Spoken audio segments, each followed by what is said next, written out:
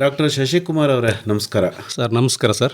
ಇವತ್ತು ತಾವು ಹತ್ತಿ ಬೆಳೆಯ ಸಮಗ್ರ ಬೇಸಾಯ ವಿಧಾನಗಳಿಗೆ ಸಂಬಂಧಪಟ್ಟಂತೆ ವಿವರವಾಗಿ ಮಾಹಿತಿಯನ್ನು ನೀಡಬೇಕು. ಖಂಡಿತ ಸರ್. ತಮ್ಮೆಲ್ಲರಿಗೂ ಗೊತ್ತಿರೋ ಹಾಗೆ ಹತ್ತಿ ನಮ್ಮ ರಾಜ್ಯದ ಬಹಳ ಪ್ರಮುಖವಾದಂಥ ಬೆಳೆ. ಅದರಲ್ಲೂ ಮುಖ್ಯವಾಗಿ ಉತ್ತರ ಕರ್ನಾಟಕದಲ್ಲಿ ಬಹುತೇಕ ಜಿಲ್ಲೆಗಳಲ್ಲಿ, ಅಂದರೆ ಮುಖ್ಯವಾಗಿ ಧಾರವಾಡ ಇರ್ಬೋದು, ರಾಯಚೂರು ಇರ್ಬೋದು, ಹಾವೇರಿ ಇರ್ಬೋದು, ಗುಲ್ಬರ್ಗ ಇರ್ಬೋದು, ಈ ಭಾಗಗಳಲ್ಲಿ ಹೆಚ್ಚಿನ ಪ್ರದೇಶದಲ್ಲಿ ಹತ್ತಿಯನ್ನು ಬೆಳೆಯಲಾಗ್ತಾ ಇದೆ. ದಕ್ಷಿಣ ಕರ್ನಾಟಕಕ್ಕೆ ಬಂದರೆ ಮೈಸೂರು ಮತ್ತು ಚಾಮರಾಜನಗರ ಜಿಲ್ಲೆಯಲ್ಲಿ ಈ ಒಂದು ಬೆಳೆಯನ್ನು ಪ್ರಮುಖವಾಗಿ ರೈತರು ಬೆಳೀತಾ ಇದ್ದಾರೆ. ಪ್ರಮುಖವಾಗಿ ಮಳೆಯಾಶ್ರಿತ ಒಂದು ಪ್ರದೇಶದಲ್ಲಿ ಹೆಚ್ಚಿನ ಭಾಗದಲ್ಲಿ ಬೆಳೆಯಲಾಗ್ತಾ ಇದೆ. ತಮ್ಮೆಲ್ಲರಿಗೂ ಗೊತ್ತಿರುವ ಹಾಗೆ ಹತ್ತಿ ಇನ್ನೇನು ಮಾರ್ಚ್ ಏಪ್ರಿಲ್ ತಿಂಗಳಲ್ಲಿ ಬಿತ್ತನೆ ಕಾರ್ಯಗಳನ್ನು ಕೈಗೊಳ್ತಾರೆ ರೈತರು. ಈ ಸಂಬಂಧಪಟ್ಟಂಗೆ ಕೆಲವೊಂದು ತಾಂತ್ರಿಕತೆಗಳನ್ನು ರೈತರು ಅಳವಡಿಸ್ಕೊಂಡದ್ದೇ ಆದರೆ ಹೆಚ್ಚಿನ ಇಳುವರಿಯನ್ನು ಪಡ್ಕೊಳ್ಬೋದು ಸರ್.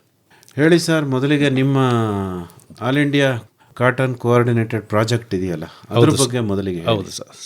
ತಮ್ಮೆಲ್ಲರಿಗೂ ಗೊತ್ತಿರೋ ಹಾಗೆ ಅಖಿಲ ಭಾರತ ಸುಸಂಘಟಿತ ಹತ್ತಿ ಬೆಳೆ ಸಂಶೋಧನೆ ಪ್ರಯೋಜನೆ 2014 ಮತ್ತು 2015ನೇ ಸಾಲಿನಲ್ಲಿ ಚಾಮರಾಜನಗರ ಜಿಲ್ಲೆಯಲ್ಲಿ ಅದು ಪ್ರಾರಂಭ ಆಯಿತು. ತಮ್ಮೆಲ್ಲರಿಗೂ ಗೊತ್ತಿರುವ ಹಾಗೆ ಕೃಷಿ ವಿಜ್ಞಾನ ಕೇಂದ್ರ ಅಂತ ಒಂದು ಇದೆ ಹರದನಹಳ್ಳಿ ಫಾರಮಲ್ಲಿ. ಅದೇ ಒಂದು ಪ್ರದೇಶದಲ್ಲಿ ನಮ್ಮ ಸಂಶೋಧನೆ ಕಾರ್ಯಗಳು ಕೂಡ ನಡೀತಾ ಇದ್ದಾವೆ. ಇದರ ಮುಖ್ಯ ಉದ್ದೇಶಗಳೇನು ಅಂತ ಹೇಳಿದ್ರೆ, ಸುಧಾರಿತ ತಂತ್ರಜ್ಞಾನಗಳನ್ನು ಅಭಿವೃದ್ಧಿಪಡಿಸ್ತಕ್ಕಂಥದ್ದು ಮತ್ತು ಈ ಭಾಗಕ್ಕೆ ಸೂಕ್ತವಾದಂತಹ ತಳಿಗಳನ್ನು ಅಭಿವೃದ್ಧಿಪಡಿಸ್ತಕ್ಕಂಥದ್ದು, ಹಾಗೆಯೇ ಕೀಟ ಮತ್ತು ರೋಗ ನಿರ್ವಹಣೆಯನ್ನು ಹೇಗೆ ಮಾಡಬೇಕು ಅನ್ನೋದ್ರ ಬಗ್ಗೆ ಒಂದು ತಾಂತ್ರಿಕತೆಗಳನ್ನು ನಾವು ಅಭಿವೃದ್ಧಿಪಡಿಸ್ತಾ ಇದ್ದೀವಿ ಸರ್. ಈಗಾಗಲೇ ಸಾಕಷ್ಟು ತಾಂತ್ರಿಕತೆಗಳನ್ನು ಅಭಿವೃದ್ಧಿಪಡಿಸಿ ಅದನ್ನು ರೈತರ ಒಂದು ತಾಕಿನಲ್ಲಿ ಕೂಡ ನಾವು ಡೆಮಾನ್ಸ್ಟ್ರೇಷನ್ಸ್ ಎಲ್ಲ ಮಾಡಿ ರೈತರು ಅದನ್ನು ಅಳವಡಿಸ್ಕೊಂಡು ಉತ್ತಮ ಇಳುವರಿಯನ್ನು ಪಡಿತಾ ಇದ್ದಾರೆ ಸರ್. ಬಿತ್ತನೆ ಸಮಯ ಯಾವುದು ನೀವು ಶಿಫಾರಸ್ ಮಾಡೋ ಸರ್? ಸಾಮಾನ್ಯವಾಗಿ ಬಿತ್ತನೆಯನ್ನು ಮಳೆಯಾಶ್ರಿತದಲ್ಲಾದರೆ ಮೇ ಇಂದ ಜೂನ್ವರೆಗೆ ನಾವು ಮಳೆಯಾಶ್ರಯದಲ್ಲಿ ಬಿತ್ತನೆ ಮಾಡ್ಬೋದು. ನೀರಾವರಿಯಲ್ಲಿ ಬೆಳೀತಕ್ಕಂಥ ರೈತರಾದರೆ ಜುಲೈ 15 ತನಕನೂ ಬಿತ್ತನೆ ಮಾಡ್ಬೋದು.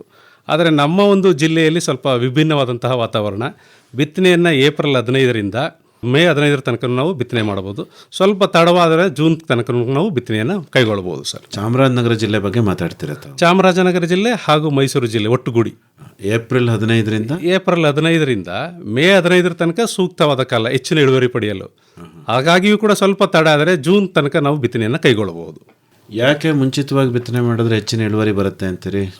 ಮುಂಚಿತವಾಗಿ ಬಿತ್ತಿದ್ರೆ ಆ ಬೆಳೆಗೆ ಬೇಕಾದಂತಹ ಎಲ್ಲ ಅನುಕೂಲಗಳು ಸಿಗ್ತದೆ. ತಡವಾದರೆ ಅದು ರೋಗ ಮತ್ತು ಕೀಟಗಳಿಗೆ ಒಂದು ಬಾಧೆಯನ್ನು ಉಂಟು ಮಾಡಿ ಆ ಒಂದು ಇಳುವರಿ ಕುಂಠಿತ ಆಗ್ತಕ್ಕಂಥ ಸಾಧ್ಯತೆ ಇದೆ.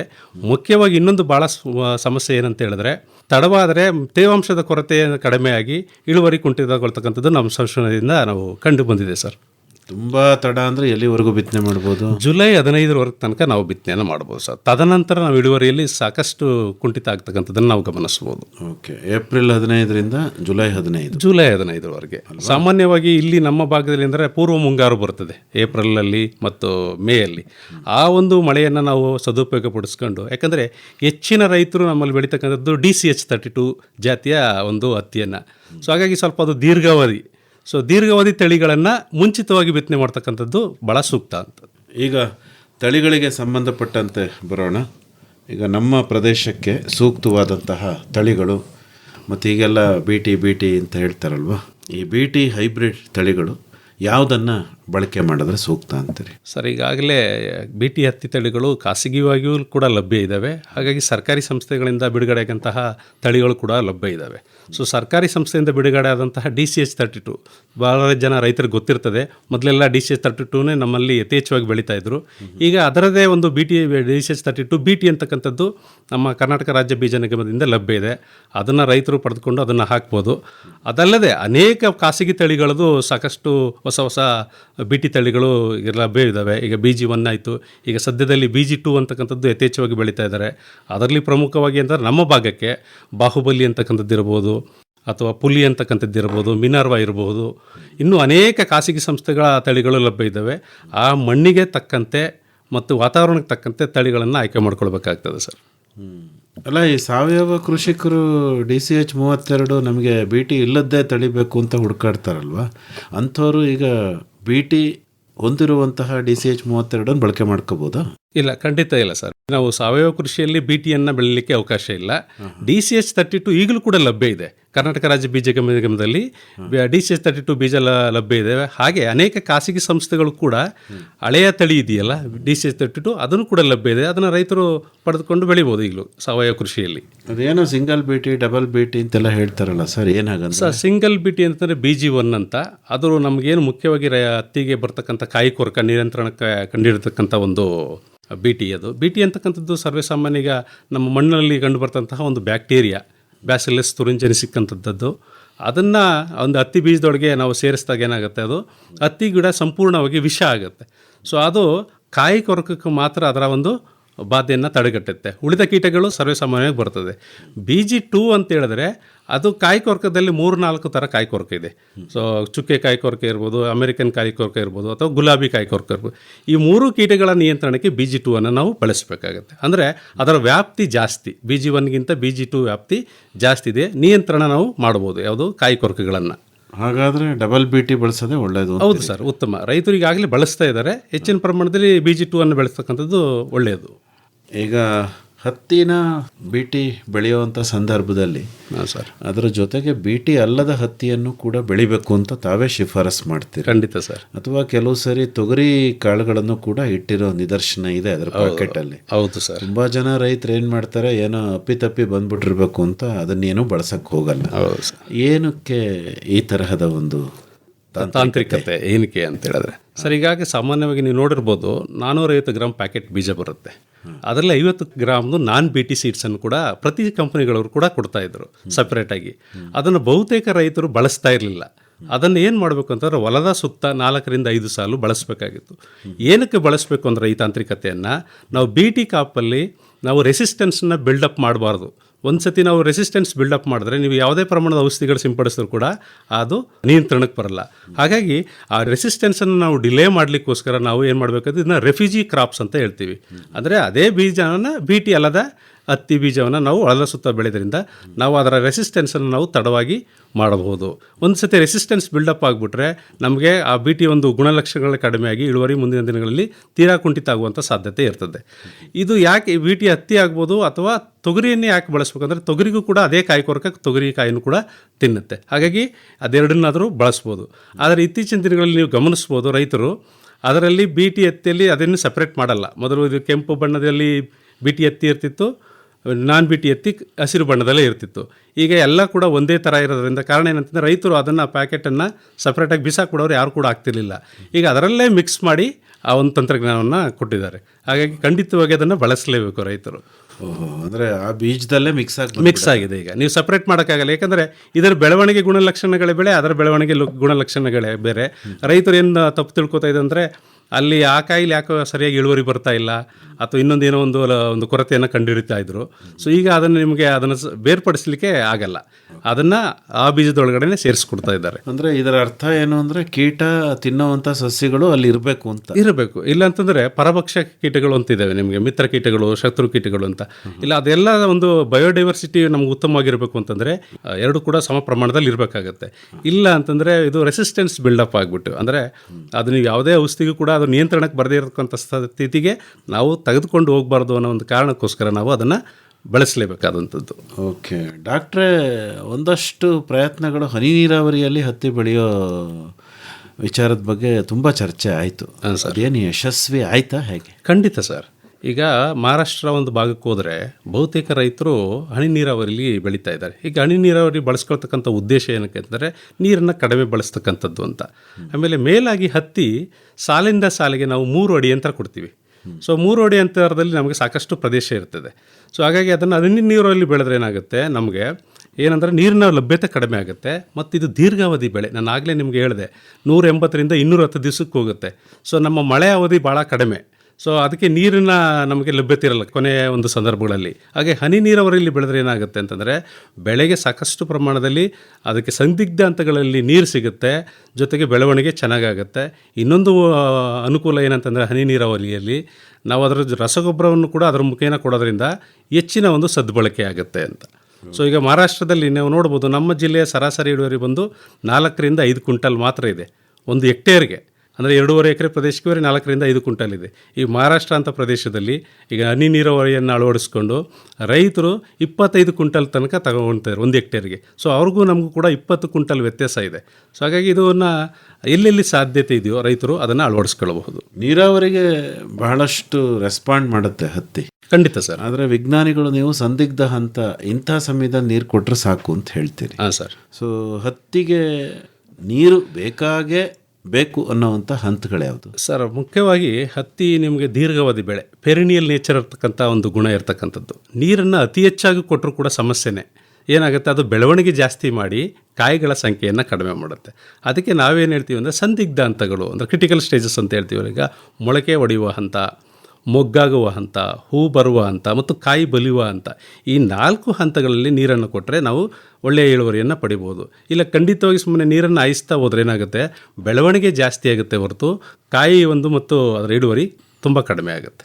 ಹತ್ತಿಯ ಉತ್ಪಾದನೆಯನ್ನು ಹೆಚ್ಚಿಸಬೇಕು ಅಂದರೆ ಏನೇನು ಕ್ರಮಗಳನ್ನು ಅನುಸರಿಸಬೇಕು ಅಂತ ಸರ್? ಮುಖ್ಯವಾಗಿ ನಾವೇನು ಮಾಡಬೇಕು ಅಂತಂದರೆ ನಮ್ಮ ಭಾಗಕ್ಕೆ ಶಿಫಾರಸು ಮಾಡಿರ್ತಕ್ಕಂಥ ತಳಿಗಳನ್ನು ಆಯ್ಕೆ ಮಾಡ್ಕೊಳ್ಬೇಕು. ಸೊ ಬಹುತೇಕ ಸಂದರ್ಭಗಳಲ್ಲಿ ಯಾವುದೋ ಬೇರೆ ಒಂದು ರಾಜ್ಯಕ್ಕೆ ಶಿಫಾರಸು ಮಾಡಿರ್ತಕ್ಕಂಥದ್ದನ್ನು ನಾವು ತಂದಾಕ್ತಕ್ಕಂಥ ಉದಾಹರಣೆ ಇರ್ಬೋದು, ಅಥವಾ ತಡವಾಗಿ ಬಿತ್ತನೆ ಮಾಡ್ತಕ್ಕಂಥ ಉದಾಹರಣೆ ಇರ್ಬೋದು. ಒಂದು ತಳಿಗಳ ಆಯ್ಕೆ ನಮ್ಮ ಭಾಗಕ್ಕೆ ಸೂಕ್ತವಾಗಿದೆಯಾ ಅಂತಕ್ಕಂಥದ್ದು ಒಂದು.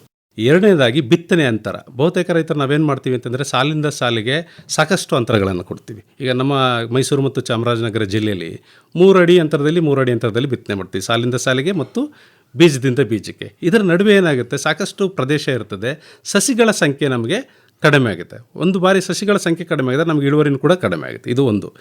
ಎರಡನೇದಾಗಿ ನಾವು ಸಮ ಪ್ರಮಾಣದಲ್ಲಿ ಅಥವಾ ಸಮತೋಲನ ಪ್ರಮಾಣದಲ್ಲಿ ನಾವು ರಸಗೊಬ್ಬರಗಳನ್ನು ಕೊಡ್ತಾ ಇಲ್ಲ. ಅದನ್ನು ರೈತರು ಕೊಡಬೇಕು. ಯಾವುದೇ ರೈತರು ಕೂಡ ಇದುವರೆಗೆ ಮಣ್ಣು ಪರೀಕ್ಷೆ ಆಧಾರದ ಮೇಲೆ ರಸಗೊಬ್ಬರಗಳನ್ನು ಕೊಡ್ತಕ್ಕಂಥದ್ದು ತೀರಾ ವಿರಳ. ಹಾಗಾಗಿ ಸಮ ಪ್ರಮಾಣದಲ್ಲಿ ನಾವು ರಸಗೊಬ್ಬರಗಳನ್ನು ಕೊಡಬೇಕು. ಅದರಲ್ಲೂ ಮುಖ್ಯವಾಗಿ ನಮ್ಮ ರೈತರು ಮುಖ್ಯ ಪೋಷಕಾಂಶಗಳಿಗೆ ಮಾತ್ರ ಗಮನ ಹರಿಸಿದ್ದಾರೆ ಹೊರತು ಯಾವುದು ಲಘು ಪೋಷಕಾಂಶಗಳಾದಂಥ ಜಿಂಕು ಮತ್ತು ಬೋರಾನನ್ನು ಕೂಡ ಬಳಸಬೇಕಾಗತ್ತೆ. ಜೊತೆಗೆ ಸಂದಿಗ್ಧ ಹಂತಗಳಲ್ಲಿ ನೀರನ್ನು ನಾವು ಕೊಡಬೇಕಾಗತ್ತೆ. ಎಲ್ಲಕ್ಕಿಂತ ಮುಖ್ಯವಾಗಿ ಕಳೆ ಹತೋಟಿಯನ್ನು ನಾವು ಮಾಡಬೇಕಾಗತ್ತೆ. ಕಳೆ ಹತೋಟಿ ಅಂತಂದರೆ ಈಗ ಸಾಲಿಂದ ಸಾಲಿಗೆ ಜಾಸ್ತಿ ಅಂತರ ಇರೋದ್ರಿಂದ ಕಳೆಗಳು ಯಥೇಚ್ಛವಾಗಿ ಬರ್ತದೆ. ಹಾಗಾಗಿ ಬಿತ್ತನೆ ಮಾಡಿದ 20 ದಿವಸಗಳಿಂದ ಹಿಡಿದು ನಾವು 2-3 ಬಾರಿ 15 ದಿವಸ 20 ದಿವಸದ ಅಂತರದಲ್ಲಿ ನಾವು ಅಂತರ ಬೇಸಾಯವನ್ನು ಮಾಡಿದ್ರೆ ಕಳೆಗಳನ್ನು ಹತೋಟಿ ಮಾಡ್ತಕ್ಕಂಥದ್ದು. ಇದೆಲ್ಲಕ್ಕಿಂತ ಮುಖ್ಯವಾಗಿ ಬೆಳೆ ಒಂದು ಹಂತಕ್ಕೆ ಬಂದಾಗ 4ರಿಂದ 5 ಅಡಿ ಅಂತ ಎತ್ತರಕ್ಕೆ ಬಂದಾಗ ನಾವು ಕುಡಿಯನ್ನು ಚಿವುಟ್ತಕ್ಕಂಥದ್ದು ಅದು ಭಾಳ ಮುಖ್ಯವಾದಂಥ ಪ್ರಾಕ್ಟೀಸ್ ಹತ್ತಿಯಲ್ಲಿ. ಕುಡಿ ಚಿವುಟೋದ್ರಿಂದ ರಂಬೆಗಳು ಜಾಸ್ತಿ ಆಗುತ್ತೆ, ಹೂವು ಮತ್ತು ಕಾಯಿಗಳ ಸಂಖ್ಯೆ ಜಾಸ್ತಿ ಆಗುತ್ತೆ. ಸೊ ಈ ಥರದನ್ನು ನಾವು ಮಾಡಿದ್ರೆ ಆಮೇಲೆ ಕೊಟ್ಟಿಗೆ ಗೊಬ್ಬರ ಹಾಕಬೇಕು. ಕೊಟ್ಟಿಗೆ ಗೊಬ್ಬರ ಬಹುತೇಕ ರೈತರು ಮರ್ತೇ ಬಿಟ್ಟಿದ್ದಾರೆ ಇವತ್ತಿನ ದಿನಗಳಲ್ಲಿ.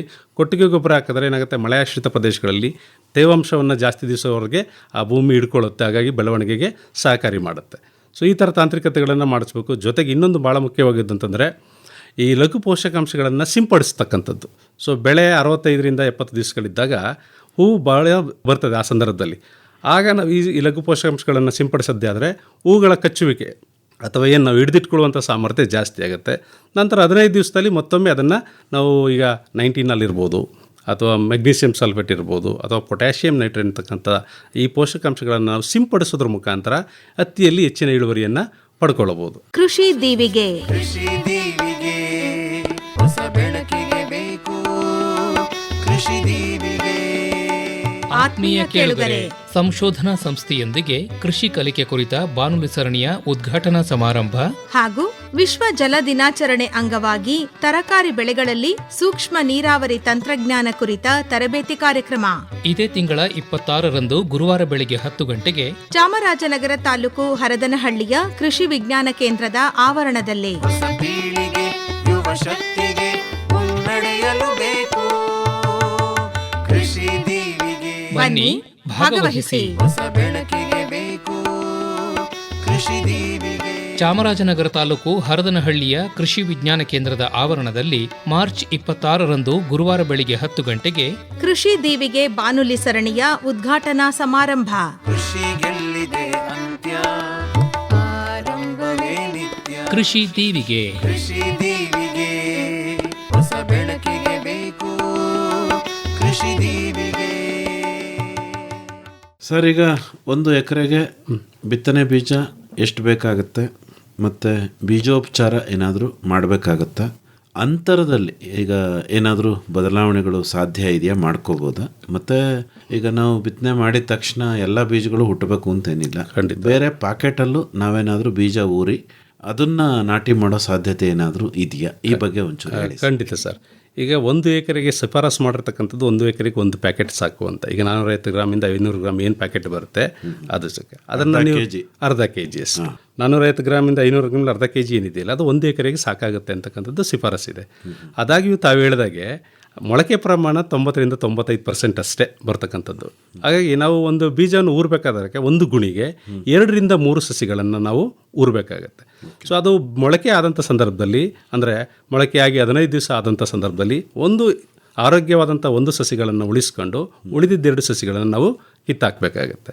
ಇದು ಹಾಗಾಗಿ ಸ್ವಲ್ಪ ಪ್ರಮಾಣದಲ್ಲಿ ಹೆಚ್ಚಿನ ಬೇಕು. 1 ಪ್ಯಾಕೆಟ್ ಅಂತ ಶಿಫಾರಸ್ ಮಾಡಿದರೂ ಕೂಡ ನಮಗೆ 1ರಿಂದ 1.5 ಪ್ಯಾಕೆಟ್ ಅಷ್ಟು ಬಿತ್ತನೆ ಬೀಜ ಬೇಕಾಗುತ್ತೆ. ಸೊ ರೈತರು ಬೀಜೋಪಚಾರ ಮಾಡ್ತಕ್ಕಂಥ ಅವಶ್ಯಕತೆ ಇಲ್ಲ. ಬೀಜೋಪಚಾರ ಯಾಕೆ ಮಾಡಬೇಕು ಅಂತ ಹೇಳಿದ್ರೆ, ಮಣ್ಣಿನಿಂದ ಅಥವಾ ಬೀಜದಿಂದ ಹರಡ್ತಕ್ಕಂಥ ರೋಗ ಅಥವಾ ಕೀಟವನ್ನು ನಾವು ನಿಯಂತ್ರಣ ಮಾಡಲಿಕ್ಕೆ ಅಥವಾ ಹತೋಟಿ ಮಾಡಲಿಕ್ಕೆ ಈಗಾಗಲೇ ಪ್ರತಿ ಕಂಪನಿಗಳು ಕೂಡ ಅದನ್ನು ಬೀಜೋಪಚಾರ ಮಾಡೇ ಕಳಿಸಿರ್ತಾರೆ. ಮುಖ್ಯವಾಗಿ ಹತ್ತಿಯಲ್ಲಿ ಅಂದರೆ ಇಮಿಡಾಕ್ಲೋಪಿಡ್ ಅಂತಕ್ಕಂಥ ಒಂದು ರಾಸಾಯನಿಕ ಏನಿದೆಯಲ್ಲ ಅದನ್ನು ಬೀಜೋಪಚಾರ ಮಾಡ್ತಾರೆ. ಇದರ ಉದ್ದೇಶ ಏನಂತಂದರೆ ಹತ್ತಿಗೆ ಬರ್ತಕ್ಕಂಥ ರಸಹೀರ ಕೀಟಗಳನ್ನು ನಾವು ಪ್ರಾರಂಭದಲ್ಲೇ ತಡೆಗಟ್ಟುವ ಒಂದು ಉದ್ದೇಶದಿಂದ. ಆದಾಗ್ಯೂ ರೈತರು ಬೀಜೋಪಚಾರ ಮಾಡಬೇಕು ಅಂತ ಯಾವುದಂತಂದರೆ ಜೈವಿಕ ಗೊಬ್ಬರಗಳನ್ನು ಬೀಜೋಪಚಾರ ಮಾಡಬೇಕು. ಈಗ ಜೈವಿಕ ಗೊಬ್ಬರಗಳನ್ನು ಅಜೋಸ್ಪೈರಿಲಮ್ ಅಂತಕ್ಕಂಥದ್ದು ಇರ್ಬೋದು. ಇದರಿಂದ ಬೀಜೋಪಚಾರ ಮಾಡಿದ್ರೆ ಏನಾಗುತ್ತೆ ಅಂತಂದರೆ ವಾತಾವರಣದಲ್ಲಿರ್ತಕ್ಕಂಥ ಸಾರಜನಕವನ್ನು ನಾವು ಸ್ಥಿರೀಕರಿಸಿ ಬೆಳೆಗಳಿಗೆ ಕೊಡುತ್ತೆ. ಇದರಿಂದ ರೈತರು ಹೊರಗಡೆಯಿಂದ ರಸಗೊಬ್ಬರಗಳ ಏನು ಕೊಡ್ತೀವಿ, ಯೂರಿಯಾ ಆಗಿರ್ಬೋದು ಅಥವಾ ಇನ್ನೊಂದು ಕಾಂಪ್ಲೆಕ್ಸ್ ಆಗಿರ್ಬೋದು, ಅದರ ಪ್ರಮಾಣವನ್ನು ನಾವು ಕಡಿಮೆ ಮಾಡ್ಕೊಳ್ಬೋದು. ಅದ್ರ ಜೊತೆಗೆ ಇನ್ನೊಂದು PSP ಅಂತಕ್ಕಂಥ ಇನ್ನೊಂದು ಜೈವಿಕ ಗೊಬ್ಬರ ಸಿಗುತ್ತೆ, ರಂಜಕ ಕರಗಿಸುವ ಜೀವಾಣು ಅಂತ. ಅದನ್ನು 1 ಎಕರೆಗೆ 500 ಗ್ರಾಮ್ ಅಷ್ಟು ನಾವು ಬೀಜೋಪಚಾರ ಮಾಡಿ ಕೊಟ್ಟಿದ್ದಾದರೆ ಏನು ಭೂಮಿಯಲ್ಲಿ ಹಿಡಿದಿಟ್ಟುಕೊಳ್ತಕ್ಕಂಥ ರಂಜಕ ಬೆಳೆಗಳಿಗೆ ಸಿಕ್ಕಿ ಬೆಳವಣಿಗೆ ಚೆನ್ನಾಗೇ ಆಗುತ್ತೆ. ಇದು ಅಂತರ ಬಗ್ಗೆ ಹೇಳಿದ್ರಿ.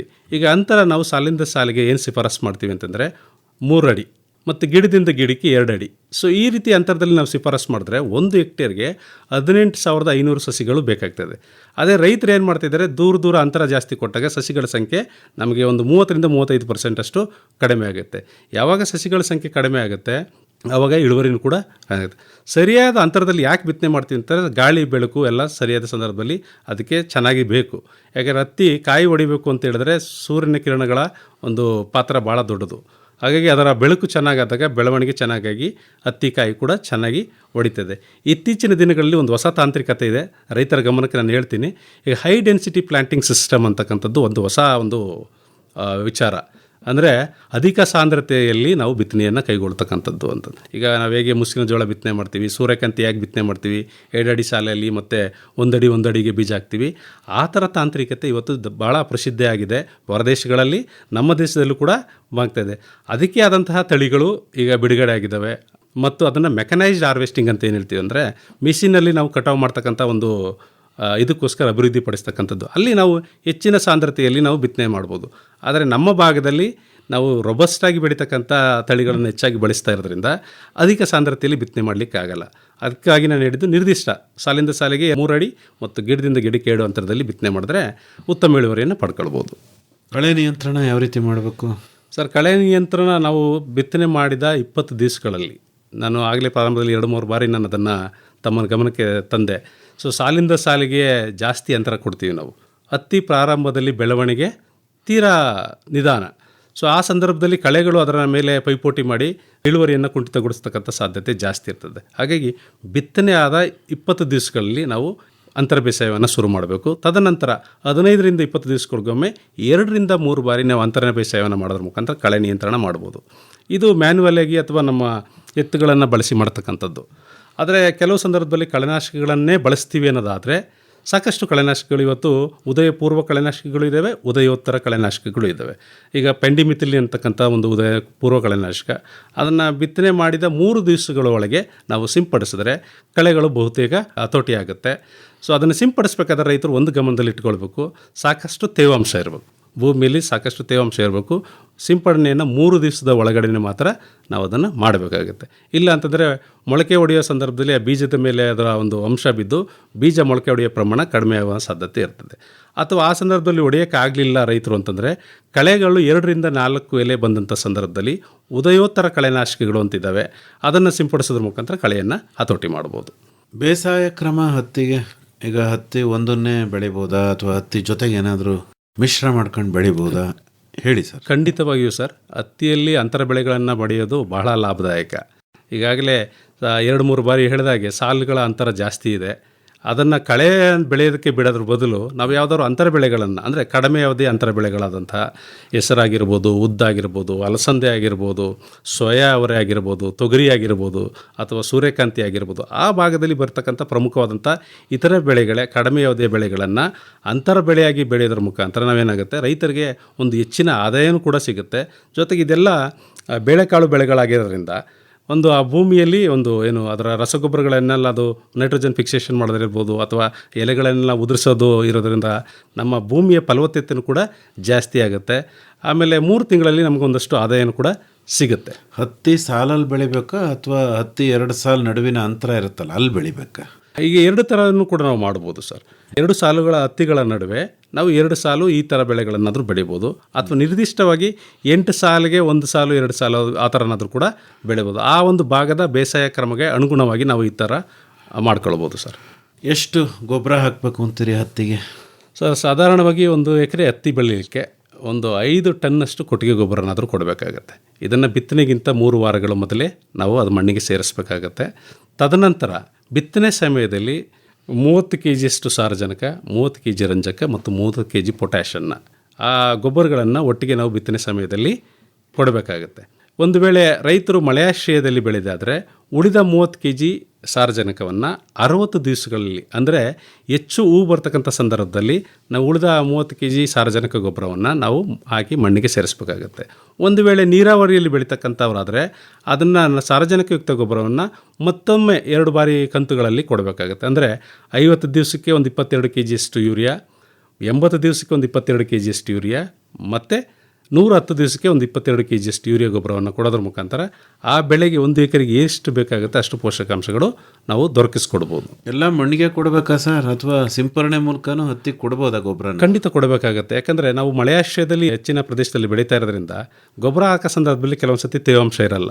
ಅಂಥ ಸಂದರ್ಭ ಬಂದಾಗ ಪೋಷಕಾಂಶಗಳನ್ನು ನೀರಿನಲ್ಲಿ ಕರಗಿಸ್ಬಿಟ್ಟು ಅದನ್ನು ಸಿಂಪಡಿಸಬಹುದು. ಉದಾಹರಣೆಗೆ 90 ಅಂತ ಒಂದು ನೀರಲ್ಲಿ ಕರಗ್ತಕ್ಕಂಥ ಒಂದು ರಸಗೊಬ್ಬರ ಇದೆ.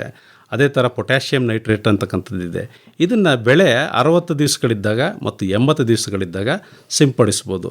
ರೈತರಿಗೆ ಇದರ ಲಭ್ಯತೆ ಇಲ್ಲದಿದ್ದಾಗ ಯೂರಿಯಾ 1 ಲೀಟ್ರ್ ನೀರಿಗೆ 20 ಗ್ರಾಮ್ ಅಷ್ಟು ಯೂರಿಯಾನ ನಾವು ದ್ರಾವಣ ಮಾಡ್ಕೊಂಡು ಅದನ್ನು ಕೂಡ ಸಿಂಪಡಿಸ್ಬೋದು. ಅಥವಾ DAPಯನ್ನು ಸಿಂಪಡಿಸ್ತಕ್ಕಂಥ ರೈತರಾದರೆ ಅದನ್ನು ಕೂಡ ಅದೇ ರೀತಿಯಾಗಿ, ಆದರೆ DAP ಏನಂದ್ರೆ ಒಂದು ರಾತ್ರಿ ನೆನೆ ಹಾಕಿ ನಾಳೆ ಬೆಳಿಗ್ಗೆ ಅದನ್ನು ತಿಳಿಯನ್ನು ಮಾತ್ರ ಸಿಂಪಡಿಸಬೇಕು. ಇದರಿಂದ ಏನಾಗುತ್ತೆ, ಹೂವಿನಗಳ ಸಂಖ್ಯೆ ಜಾಸ್ತಿ ಆಗುತ್ತೆ, ಉದುರೋದು ಕಡಿಮೆ ಆಗುತ್ತೆ. ಸೊ ಹೆಚ್ಚು ಇಳುವರಿ ಪಡ್ಕೊಳ್ಬೋದು. ಹಣ್ಣು ಹೊನ್ನು ತೋಟಗಾರಿಕೆ ಬೆಳೆಗಳಲ್ಲಿ ಸಮಗ್ರ ಬೇಸಾಯ ಕ್ರಮಗಳು ಮತ್ತು ಸುಸ್ಥಿರ ಕೃಷಿಯ ಬಾನುಲಿ ಸರಣಿ. ಹಣ್ಣು ಕೊಂಬುವ ಬನ್ನಿರಿ, ಚನ್ನ ಬಾಲಕೃಷ್ಣನೆಂಬ ಕನ್ನಗೊನೆ ಬಾಳೆಹಣ್ಣು, ಹಣ್ಣು ಕೊಂಬುವ ಬನ್ನಿರಿ.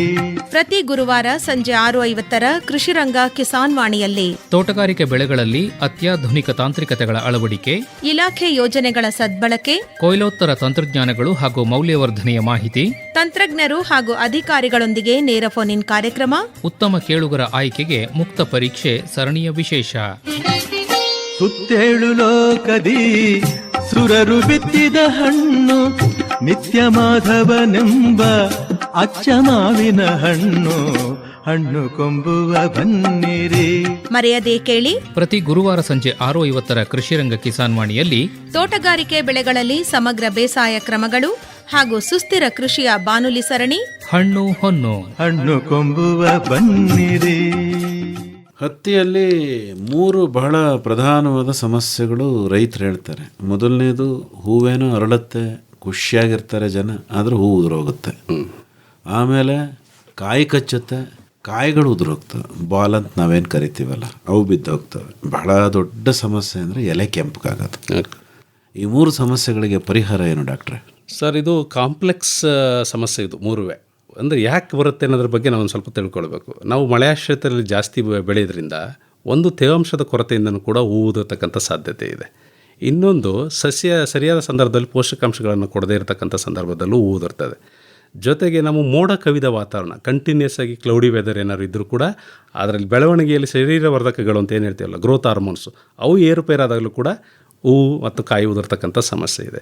ಅದರ ಜೊತೆಗೆ ಏನಾದರೂ ಕೀಟ ಅಥವಾ ರೋಗದ ಬಾಧೆ ಬಂದಾಗಲೂ ಕೂಡ ಆ ಒಂದು ಹೂವು ಕಾಯಿ ಉದುರ್ತಕ್ಕಂಥದ್ದು ಸರ್ವೇ ಸಾಮಾನ್ಯವಾಗಿ ಕಂಡುಬರ್ತದೆ. ಹಾಗಾಗಿ ನಾನು ಆಗಲೇ ಹೇಳ್ದಂಗೆ ಇದನ್ನು ಕಂಟ್ರೋಲ್ ಮಾಡಬೇಕಂದ್ರೆ ಒಂದು ಸರಿಯಾದ ಸಂದರ್ಭದಲ್ಲಿ ನಾವು ಕೊಟ್ಟಿಗೆ ಗೊಬ್ಬರ ಹಾಕಬೇಕು, ಯಥೇಚ್ಛವಾಗಿ ಅಂದರೆ 5 ಟನ್ನಷ್ಟು 1 ಎಕರೆ ಕೊಡಬೇಕು. ಜೊತೆಗೆ ಪೋಷಕಾಂಶಗಳು ಸಮತೋಲನ ಪ್ರಮಾಣದಲ್ಲಿ ನಾನು ಏನು ತಿಳಿಸಿದೆ ಆ ಪ್ರಮಾಣದಲ್ಲಿ ಕೊಡಬೇಕು. ಇದೆಲ್ಲದರ ಹೊರತಾಗಿಯೂ ಕೂಡ ಆಗ್ತಾಯಿದೆ ಅಂತಂದರೆ ಕೆಲವೊಂದು ಟಾನಿಕ್ಸ್ ಅಂತ ಏನು ಹೇಳ್ತೀವಿ, ಅದು ಗ್ರೋತ್ ಹಾರ್ಮೋನ್ಸ್, ಅದನ್ನು ಸಿಂಪಡಿಸೋದ್ರ ಮುಖಾಂತರ ಹೂವಿನ ಉದುರುವಿಕೆಯನ್ನು ನಾವು ತಡೆಗಟ್ಟುಕೊಳ್ಬೋದು. ಉದಾಹರಣೆಗೆ ಪ್ಲಾನಾಫಿಕ್ಸ್ ಅಂತಕ್ಕಂಥದ್ದಿದೆ. ಅದನ್ನು 5 ಲೀಟ್ರ್ ನೀರಿಗೆ ಬರೀ 1 ml ಹಾಕಿ ಸಿಂಪಡಿಸಿದ್ರೆ ಹೂವು ಆಗುವಂಥ ಸಂದರ್ಭದಲ್ಲಿ ಹೂವು ಉದುರುತ್ತಕ್ಕಂಥದ್ದನ್ನು ನಾವು ತಡೆಗಟ್ಟಬೋದು. ಅದೇ ರೀತಿ ತಾವು ಹೇಳಿದ್ರಿ ಬೋಲ್ ಡ್ರಾಪ್ ಆಗುತ್ತೆ ಅಂತ, ಅದನ್ನು ತಡೆಗಟ್ಟೋದಕ್ಕೋಸ್ಕರ ನಾವು ಈಗ ಪೊಟ್ಯಾಷಿಯಂ ನೈಟ್ರೇಟ್ ಇರೋದಕ್ಕೆ ಅದು ಪೊಟ್ಯಾಷ್ ಭಾಳ ಒಳ್ಳೆ ಕೆಲಸ ಮಾಡುತ್ತೆ. ಕಾಯಿ ಹಿಡಿದಿಟ್ಕೊಳ್ಳೋಕ್ಕೆ ಮತ್ತು ಕಾಯಿ ಹರಳುವಿಕೆಯಲ್ಲಿ ಭಾಳ ಉತ್ತಮವಾದಂಥ ಕೆಲಸ ಮಾಡುತ್ತೆ. ಅದನ್ನು 1% ಅಂದರೆ 1 ಲೀಟ್ರ್ ನೀರಿಗೆ 10 ಗ್ರಾಮ್ನಂತೆ ಹಾಕಿ ಸಿಂಪಡಿಸೋದ್ರ ಮುಖಾಂತರ ಅದನ್ನು ನಾವು ಕಂಟ್ರೋಲ್ ಮಾಡ್ಬೋದು. ಇನ್ನೊಂದು ಭಾಳ ಮುಖ್ಯವಾದದ್ದು ಲೀಫ್ ರೆಡನಿಂಗ್ ಅಂತದೆ, ಎಲೆ ಕೆಂಪಾಗುವಿಕೆ. ಯಾಕೆ ಕೆಂಪಾಗುವಿಕೆ ಆಗುತ್ತೆ ಅಂತಂದರೆ ನಮ್ಮಲ್ಲಿ ಬಹುತೇಕ ಪ್ರದೇಶ ಮರಳು ಮಿಶ್ರಿತ ಮಣ್ಣಲ್ಲಿ ಬೆಳಿತೀವಿ. ಅಲ್ಲಿ ಪೋಷಕಾಂಶಗಳು ಭಾಳ ಬೇಗ ಬಸಿದು ಹೋಗ್ತಕ್ಕಂಥದ್ರಿಂದ ಅಲ್ಲಿ ಬೆಳೆಗೆ ಸರಿಯಾದ ಪೋಷಕಾಂಶಗಳು ಸಿಗಲ್ಲ. ಸೊ ಹಾಗಾಗಿ ಏನಾಗುತ್ತೆ, ಪೋಷಕಾಂಶಗಳು ಯಾವಾಗ ಸಿಗಲ್ಲ, ಎಲೆ ತನ್ನ ಹಸಿರನ್ನು ಕಳೆದುಕೊಂಡು ಕೆಂಪಾಗ್ಬಿಡ್ತದೆ. ಹಾಗಾಗಿ ಅಂಥ ಸಂದರ್ಭದಲ್ಲಿ ಮೆಗ್ನೀಷಿಯಂ ಸಲ್ಫೇಟ್ ಅಂತಕ್ಕಂಥ ಒಂದು ಪೋಷಕಾಂಶವನ್ನು ನೀವು 1 ಲೀಟ್ರ್ ನೀರಿಗೆ 10 ಗ್ರಾಮ್ನಂತೆ ಸಿಂಪಡಿಸಿದ್ರೆ ಮುಖಾಂತರ ಈ ನ್ಯೂನ್ಯತೆಗಳೇನಿದ್ದಾವೆಲ್ಲ ಶಾರೀರಿಕವಾಗಿ ನ್ಯೂನ್ಯತೆಗಳು ಇವನ್ನೆಲ್ಲ ನಾವು ಸರಿದೂಗಿಸ್ಕೊಳ್ಬೋದು. ಇಲ್ಲ ಕೆಲವು ಸಾರಿ ರಂಜಕದ ಕೊರತೆಯಿಂದಲೂ ಎಲೆ ಕೆಂಪಾಗಬಹುದು ಅಂತ ಹೇಳ್ತಾರಲ್ಲ. ಆಗುತ್ತೆ ಸರ್. ರಂಜಕದಿಂದ ಬಂದರೆ ಪರ್ಪ್ಲಿಶ್ ಕಲರ್ ಅಂತ ಏನು ಹೇಳ್ತೀವಿ ಅದಾಗುತ್ತೆ, ನೇರಳೆ ಬಣ್ಣಕ್ಕೆ. ಅದನ್ನು ನಾವು ಈಗ ಫಾಸ್ಫರಸ್ನ ಸಿಂಪಡಿಸೋದು ಮುಖಾಂತರ ಈಗ 19ನಲ್ಲಿ 3 ಕೂಡ ಇದೆ, ಸಾರಜನಕ, ರಂಜಕ, ಪೊಟ್ಯಾಷ್ ಇದೆ. ಅದನ್ನು ಸಿಂಪಡಿಸೋದ್ರ ಮುಖಾಂತರ ಸರಿದೂಗಿಸ್ಕೊಳ್ಬೋದು. ತಾವು ಹೇಳಿದ್ರಿ, ಆದರೂ ಸ್ವಲ್ಪ ವಿವರವಾಗಿ ಹೇಳಿ. ಏನು ತುದಿ ಕತ್ತರಿಸೋದು, ಕುಡಿ ಚಿವುಟೋದು ಅಂತೀವಲ್ಲ, ಅದನ್ನು ಯಾವ ರೀತಿ ಮಾಡಬೇಕಾಗತ್ತೆ? ಈಗ ಗುಲ್ಬರ್ಗ ಕಡೆ ಹೊಟ್ಟೋದ್ರೆ ತೊಗರಿಗೆ ಇದು ಬಹಳ ಪ್ರಮುಖವಾದ ವ್ಯಾವಸಾಯಿಕ ವಿಧಾನ. ಅವರು ಯಂತ್ರಗಳನ್ನೇ ಇಟ್ಕೊಂಡ್ಬಿಟ್ಟಿದ್ದಾರೆ ಕುಡಿ ಕತ್ತರಿಸೋದಕ್ಕೆ. ರೈತರುಗಳೇ ಸಂಶೋಧನೆ ಮಾಡ್ಕೊಂಡಿದ್ದಾರೆ. ಈ ಹತ್ತಿನಲ್ಲಿ ಏನು ಮಾಡಬೇಕು, ಹೇಗೆ ಮಾಡಬೇಕು ಸರ್? ಅದಕ್ಕೆ ಹತ್ತಿನೂ ಕೂಡ ಒಂದು ಪೆರಿನಿಯಲ್ ನೇಚರ್ ಇರ್ತಕ್ಕಂಥ ಒಂದು ಗುಣ. ಯಾವಾಗ ಒಂದು ಸ್ವಲ್ಪ ಮಳೆ ಬರುತ್ತೆ ನೀವು ನೋಡ್ಬೋದು ಹೊಸ ಚಿಗುರುಗಳು ಬಂದ್ಬಿಡುತ್ತೆ. ಹೊಸ ಚಿಗುರುಗಳಾದಾಗ ನಾವು ಏನು ಪೋಷಕಾಂಶಗಳನ್ನು ಕೊಡ್ತೀವಿ ಅದೆಲ್ಲ ಹೊಸ ಚಿಗುರುಗಳು ಬಳಸಲಿಕ್ಕೆ ಶುರುವಾಗುತ್ತೆ. ಯಾವಾಗ ಬಳಸ್ಕೊಳತ್ತೆ ಆವಾಗ ಹೂವುಗಳ ಸಂಖ್ಯೆ ಕಡಿಮೆ ಆಗುತ್ತೆ. ಹಾಗಾಗಿ ರೈತರು ಏನು ಮಾಡಬೇಕು ಅಂತಂದರೆ ಬೆಳೆ 80ರಿಂದ 90 ದಿವಸ ಇದ್ದಾಗ 3 ತಿಂಗಳಲ್ಲಿ ಅಥವಾ ಒಂದು 4ರಿಂದ 5 ಅಡಿ ಅಂತರದಲ್ಲಿ ಎತ್ತರ ಇದ್ದಾಗ ಅಥವಾ 3 ವಿಧಾನದಲ್ಲಿ ಯಾವುದಾದ್ರು, ಈಗ ಬೆಳೆ 80ರಿಂದ 90 ದಿವಸ ಇರ್ಬೋದು, ಅಥವಾ ಗಿಡದ ಎತ್ತರ ಒಂದು 4 ಅಡಿ ಇರ್ಬೋದು, ಅಥವಾ ರಂಬೆಗಳು, ಕಾಯಿ ಬಿಡ್ತಕ್ಕಂಥ ರಂಬೆಗಳು ಅಂತ ಹೇಳ್ತೀವಿ, ಅದು 18ರಿಂದ 20. ಈ 3ರಲ್ಲಿ ಯಾವುದನ್ನಾರು ಒಂದನ್ನು ಗಮನದಲ್ಲಿ ಇಟ್ಕೊಂಡು ಕುಡಿ ಚಿವುಟೋದ್ರಿಂದ ಏನಾಗುತ್ತೆ, ನಾವೇನು ರಸಗೊಬ್ಬರಗಳು ಅಥವಾ ಏನು ಕೊಟ್ಟಿರ್ತೀವಿ ಅದು ಕಾಯಿಗಳ ಬೆಳವಣಿಗೆಗೆ ಸಹಕಾರಿಯಾಗುತ್ತೆ. ಆವಾಗ ಕಾಯಿಗಳ ಗಾತ್ರ ಚೆನ್ನಾಗಿ ಬರ್ತದೆ, ಇಳುವರಿ ಬರ್ತದೆ, ತೂಕ ಜಾಸ್ತಿ ಇರ್ತದೆ. ಅಂದರೆ ಗಿಡನ ನೇರವಾಗಿ ಬೆಳೆಯೋಕ್ಕೆ ಬಿಡಬಾರ್ದು ಅಂತ. ಖಂಡಿತ ನೇರವಾಗಿ ಬೆಳೆದ್ರೆ ಅದು ಬೆಳೀತಾನೆ ಹೋಗುತ್ತೆ. ನಿಮಗೆ ಅದೇನಾಗುತ್ತೆ, ಜಾಸ್ತಿ ಎಲೆಗಳಿದ್ದಾಗ ಏನಾಗುತ್ತೆ, ಕೆಳಗಡೆ ಇರ್ತಕ್ಕಂಥ ಕಾಯಿಗಳಿಗೆ ಸೂರ್ಯನ ಬೆಳಕಾಗಲಿ ಅಥವಾ ಅದರ ಬೆಳವಣಿಗೆಗಾಗಲಿ ಅದು ಸಹಾಯ ಮಾಡಲ್ಲ. ಅದನ್ನು ಅಡ್ಡಾಡಲಾಗಿ ಬೆಳಿಬೇಕಂದ್ರೆ ರಂಬೆಗಳ ಜಾಸ್ತಿ ಬಂದರೆ ಕಾಯಿಗಳ ಹಿಡಿದಿಟ್ಕೊಳ್ಳುವಂಥ ಸಾಮರ್ಥ್ಯ ಹೆಚ್ಚಾಗುತ್ತೆ. ಹಾಗಾಗಿ ಬೆಳೆಯುವಂತಹ ರಂಬೆಗಳಲ್ಲೇ ಹೆಚ್ಚಿಗೆ ಹೂವರಳದ. ಖಂಡಿತ ಸರ್, ಖಂಡಿತ. 2 ಥರ ಬರ್ತವೆ ನಮ್ಮಲ್ಲಿ ರಂಬೆಗಳು ಹತ್ತಿಯಲ್ಲಿ. ಒಂದು ಮೋನೋಪೊಡಿಯಲ್ ಅಂತ ಹೇಳ್ತೀವಿ, ಅಂದರೆ ಕಾಯಿ ಬಿಡದ ರಂಬೆಗಳು ಅಂತೀವಿ. ಅದು ಮುಖ್ಯ ಏನು ನಮ್ಮ ಕಾಂಡ ಇದೆ ಅಷ್ಟೇ ಉದ್ದವಾಗಿ ಬರುತ್ತೆ. ಅದು ಒಂದು ಗಿಡದಲ್ಲಿ 2 ಅಥವಾ 3 ಇರ್ತದೆ. ಅದನ್ನು ಕೂಡ ನಾವು ಬೇಕಾದ್ರೆ ಕಟ್ ಮಾಡ್ಬೋದು. ಈ ವಿಧಾನದಲ್ಲೂ ಕೂಡ ನಾವು ಇಳುವರಿನ ಹೆಚ್ಚಳ ಮಾಡ್ಕೋಬೋದು. ಇನ್ನೊಂದು ಕಾಯಿ ಬಿಡುವ ರಂಬೆಗಳು ಅಂತ ಹೇಳ್ತೀವಿ, ಅದರ ಸಂಖ್ಯೆ ಜಾಸ್ತಿ ಆಗುತ್ತೆ. ಜಿಗ್ಜಾಗ್ ಥರ ಇರ್ತದೆ. ಅದರಲ್ಲಿ ಆ ಒಂದು ಪ್ರತಿ ಗಿಣ್ಣಲ್ಲೂ ಕೂಡ ಕಾಯಿಗಳ ಸಂಖ್ಯೆ ಉತ್ತಮವಾಗಿರುತ್ತದೆ. ಸೊ ಹಾಗಾಗಿ ರೈತರು ಏನು ಮಾಡಬೇಕು ಅಂತ ಖಂಡಿತವಾಗಿಯೂ ಕುಡಿ ಚಿವುಟ್ತಕ್ಕಂಥದ್ದನ್ನು ಒಂದು ಅಭ್ಯಾಸವಾಗಿ ಮಾಡ್ಕೊಳ್ಬೇಕು. ಇದರಿಂದ ನಮ್ಮ ಸಂಶೋಧನೆಯಲ್ಲಿ 15ರಿಂದ 20% ಇಳುವರಿ ಹೆಚ್ಚಳ ಆಗಿರ್ತಕ್ಕಂಥದ್ದನ್ನು ಗಮನಿಸ್ಬೋದು. ಅಂದರೆ ಇದನ್ನು ಒಂದು ಸರಿ ಮಾಡಿದ್ರೆ ಸಾಕು ಅಥವಾ? ಖಂಡಿತ ಸಾಕು. ಒಂದು ಬಾರಿ ನಾನು ತಿಳಿಸಿದಂಥ 3 ವಿಧಾನದಲ್ಲಿ ಯಾವುದಾದ್ರು ಒಂದು ಬಾರಿ ಇದನ್ನು ಅಳವಡಿಸ್ಕೊಂಡ್ರೆ ಸಾಕಾಗುತ್ತೆ. ಒಂದು ಸರಿ ಕುಡಿ ಚಿವುಟಿದ್ರೆ ಸಾಕು. ಹೌದು. ಇನ್ನು ನಂತರ ಎಷ್ಟು ಹೂವಾರು ಬರಲಿ ಬಿಟ್ಕೊಂಡು ಹೋಗ್ಬೋದು. ಹೌದು. ಓಕೆ, ಈಗ ಅಂತರ ಬೆಳೆಗಳ ಬಗ್ಗೆ ಇನ್ನೊಂದಷ್ಟು ಚರ್ಚೆ ಮಾಡ್ಬೋದಾ? ಖಂಡಿತ ಸರ್. ಒಂದಷ್ಟು ತರಕಾರಿಗಳನ್ನು ಕೂಡ ಬೆಳ್ಕೊತಾರೆ ರೈತರು. ಬೆಂಡೆ ಹಾಕ್ತಾರೆ, ಮೆಣಸಿನ್ಕಾಯಿ ಬೆಳೀತಾರೆ, ಟೊಮೆಟೊ ಬೆಳೀತಾರೆ. ಹೀಗೆ ಒಂದಷ್ಟು ಪ್ರಯೋಗಗಳನ್ನು ರೈತರುಗಳೇ ಮಾಡ್ಕೊತಾರೆ. ಅದರ ಸಮಸ್ಯೆ ಇರೋದು ಅವಕ್ಕೂ ಬರೋ ಕೀಟ ಇವಕ್ಕೂ ಬರೋ ಕೀಟ ವಿಪರೀತ ಆಗ್ಬಿಡ್ತವೆ ಅಂತ ಒಂದಷ್ಟು ಸಾರಿ ಹೇಳ್ತಾರೆ. ಈಗ ನೀವು ವಿಜ್ಞಾನಿಗಳು ಶಿಫಾರಸು ಮಾಡೋ ಅಂತರ ಬೆಳೆಗಳು ಸರ್ ಈಗ ತರಕಾರಿ ಅಂತ ತಾವೇನು ಹೇಳಿದ್ರಿ ಅದು ನೀರಾವರಿ ಪ್ರದೇಶಗಳಿಗೆ ಸೂಕ್ತ. ಅಥವಾ ನೀವು ಇನ್ನೊಂದು ನಾವು ಗಮನಿಸದೇ ಆದರೆ ಉತ್ತರ ಕರ್ನಾಟಕಕ್ಕೆ ಕೂಡ ಹೋದರೆ ಕಪ್ಪು ಮಣ್ಣಲ್ಲಿ ಯಥೇಚ್ಛವಾಗಿ ಬೆಳೀತಾರೆ.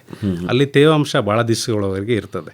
ಹಾಗಾಗಿ ಅಲ್ಲಿ ಅಂತರ ಬೆಳೆಗಳನ್ನು ಮಳೆಯಾಶ್ರಯಕ್ಕೂ ಬೆಳೀತಾರೆ. ಈಗ ತರಕಾರಿ ಬೆಳೆ ಮೆಣಸಿಕಾಯಿ ಬೆಳೀತಾರೆ, ಈರುಳ್ಳಿಯನ್ನು ಬೆಳೀತಾರೆ, ಮತ್ತು ಈಗ ಕ್ಲಸ್ಟರ್ ಬೀನ್ ಅಂತ ಹೇಳ್ತೀವಿ, ಗೋರಿಕಾಯಿ ಅಂತ ಹೇಳ್ತೀವಲ್ಲ, ಇದನ್ನು ಕೂಡ ಗೋರಿ ಬೆಳೀತಾರೆ. ನಮ್ಮ ಭಾಗದಲ್ಲಿ ಸಮಸ್ಯೆ ಅಂತಂದರೆ ನಮ್ಮಲ್ಲೆಲ್ಲ ಮಳೆಯಾಶ್ರಿತ ಮರಳು ಮಿಶ್ರಿತ ಮಣ್ಣು. ಹಾಗಾಗಿ ಈ ಒಂದು ಪ್ರದೇಶಕ್ಕೆ ಸೂಕ್ತವಾದಂಥನ್ನು ನಾವು ಆಯ್ಕೆ ಮಾಡ್ಕೊಳ್ಬೇಕಾಗತ್ತೆ. ಸೊ ಇದರಲ್ಲಿ ಕಡಿಮೆ ಅವಧಿ ತರಕಾರಿ ಬೆಳೆಯನ್ನು ಆಗಲಿಕ್ಕಾಗಲ್ಲ. ನೀರಾವರಿ ಬೆಳೀತಕ್ಕಂಥ ರೈತರು ಅದನ್ನು ಅಳವಡಿಸ್ಕೊಳ್ಬೋದು. ಮಳೆ ಆಶ್ರಯದಲ್ಲಿ ಈಗ ಮಳೆಯ ಆಶ್ರಯದಲ್ಲಿ ಬೆಳೀತಕ್ಕಂಥ ಕೆಲವು ಬೇಳೆಕಾಳು ಬೆಳೆಗಳನ್ನು ಬೆಳೆಯೋದು ಉತ್ತಮ. ಉದಾಹರಣೆಗೆ ಹೆಸರಾಗಿರ್ಬೋದು, ಉದ್ದಾಗಿರ್ಬೋದು, ಅಲಸಂದೆ ಆಗಿರ್ಬೋದು, ಶೇಂಗಾ ಆಗಿರ್ಬೋದು, ಅಥವಾ ತೊಗರಿ ಆಗಿರ್ಬೋದು. ಇದನ್ನು ನಾವು ಬೆಳೆಯೋದ್ರ ಮುಖಾಂತರ ನಮಗೆ ಮಣ್ಣಿನ ಫಲವತ್ತತೆಯನ್ನು ಕಾಪಾಡ್ಕೊಳ್ಬೋದು, ಕಳೆ ಹತೋಟಿ ಮಾಡ್ಬೋದು, ಮತ್ತು ರೈತರಿಗೆ ಒಂದಷ್ಟು ಆದಾಯವನ್ನು ಕೂಡ ನಾವು ಪಡಿಬೋದು. ಶೇಂಗಾ ಒಳ್ಳೆ ಬೆಳೆ ಅನ್ಸುತ್ತಲ್ವಾ? ಖಂಡಿತ ಸರ್, ಖಂಡಿತ. ಅದು ಕೂಡ ಲೆಗ್ಯುಮಿನಸ್ ಅಂತದ ಗುಂಪಿಗೆ ಸೇರ್ತಕ್ಕಂಥ ಒಂದು ಸಸ್ಯ. ಸೊ ಅದು ಕೂಡ ಸಾರಜನಕವನ್ನು ಸ್ಥಿರೀಕರಣ ಮಾಡ್ತಕ್ಕಂಥ ಒಂದು ಗುಣ ಇರೋದ್ರಿಂದ, ಕಟಾವಾದ ಸಂದರ್ಭದಲ್ಲಿ ಎಲೆಗಳನ್ನು ಕೂಡ ಅದು ಭೂಮಿಗೆ ಸೇರಿಸೋ ಒಂದು ಗುಣ ಇರೋದ್ರಿಂದ ಅದು ಈಗ ಮಾರುಕಟ್ಟೆಯಲ್ಲಿ ಒಳ್ಳೆ ದರನೂ ಕೂಡ ಇದೆ ಶೇಂಗಾಕ್ಕೆ. ಹಾಗಾಗಿ ರೈತರಿಗೆ ಉತ್ತಮವಾದ ಬೆಲೆ ಸಿಗಬಹುದು ಸರ್. ಡಾಕ್ಟರ್ ಶಶಿಕುಮಾರ್ ಅವರೇ, ಸಾಮಾನ್ಯವಾಗಿ ಚಾಮರಾಜನಗರ ಜಿಲ್ಲೆಯಲ್ಲಿ ಹಾಂ ಸರ್, ಕೂಳೆ ಹತ್ತಿ ಬೆಳೆಯುವಂತಹ ಒಂದು ಪದ್ಧತಿ ಇತ್ತು. ಅದು ಈಗಲೂ ಇದೆಯಾ? ಈಗ ಅಥವಾ ನೀವು ಶಿಫಾರಸ್ ಮಾಡ್ತೀರಾ, ಮಾಡೋದಿಲ್ಲ?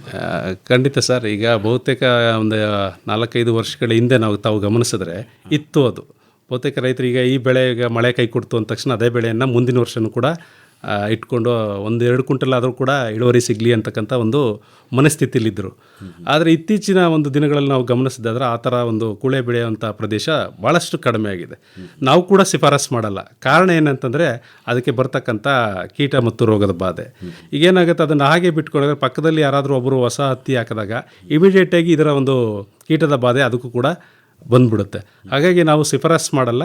ಈಗ ರೈತರು ಕೂಡ ಯಾರೂ ಕೂಡ ಬೆಳಿಬಾರ್ದು ಅಂತಕ್ಕಂಥದ್ದು ನಮ್ಮ ಮನವಿ.